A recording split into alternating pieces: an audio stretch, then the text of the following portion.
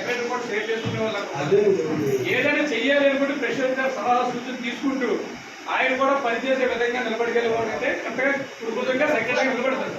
ఎందుకంటే ఇప్పుడు మీకు ఇంకో విషయం తెలియదు, నేను చెప్తాం అనుకున్నాను. అందుగారు ఆల్రెడీ డిస్కషన్ చేసాం. ఆల్రెడీ ఇలాంటి వెల్ఫేర్ అసోసియేషన్ వాటికి అందరికీ కూడా 200 నుండి 500 గజాలు ఇస్తున్నారు ప్రభుత్వం. జీవో ఒకటి ఉంది, అది మీరు జనస్థానం చూపించుకొని మీ టీం బలంగా ఉంటే మీకు ఇండివిజువల్గానే మీరు ఆఫీస్ పెట్టుకోవడానికి ఉత్తరాంధ్ర జిల్లాలో పటిష్టమైన టీం ఏదైనా ఉందంటే మీరే పేరు వినపడుతుంది ఎక్కువగా.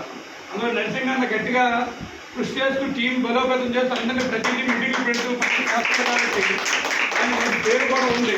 ఆయన చెప్తే చేసేవాళ్ళు నాయకులు కూడా చాలా మంది ఉన్నారు. మాలాంటి ఉన్నామంటే జీబీఎఫ్సీ కాదు, కనీసం సెక్రటరీ దాకా వాళ్ళకి ఇప్పుడు దాకా వెళ్ళి పనులు చేయించగల కెపాసిటీలో ఉన్నాం. పని చేస్తుంటే మీరందరూ ఒక ఐదుగురు ఉంటే ఆయన ఏదైనా చేయగలుగుతాడు. ఇప్పుడు మీరందరూ తలతోగా ఉన్నారనుకోండి, ఆయన చేయలేడు. ఇప్పుడు ఆయన తగ్గగా మనిషి పక్కన ఉన్నాడంటే ఆయన కరెక్ట్ అయిన మనిషి కాదని మీరు సూచన సలహాలు ఇస్తే లాస్ట్ ఆయన డిసైడ్ చేసుకుంటారా ఓకే ఇలా అందరికీ ఇష్టపడ్డారు అని. మీరే మీ అలా ఏముందంటే సలహా ఏముందంటే ఆయన ఏం చెప్తాడు, సరే నా ఒక్కరి మీద వదిలేస్తున్నారు కదా వీళ్ళందరూ ఒకటే కదా అని ఆయన ఏదో చెప్పేస్తారు. అలాగే మీ ఐడియాలజీ కూడా ఆయన అడుగుతున్నాడంటే మీకు ఎంతో గౌరవిస్తున్నారని అర్థం.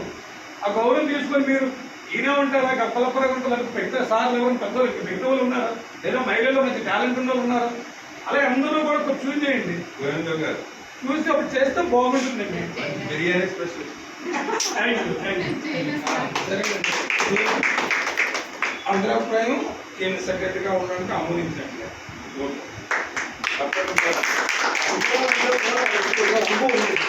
ఆయన ఎన్నో మ్యారేజ్ అసోసియేషన్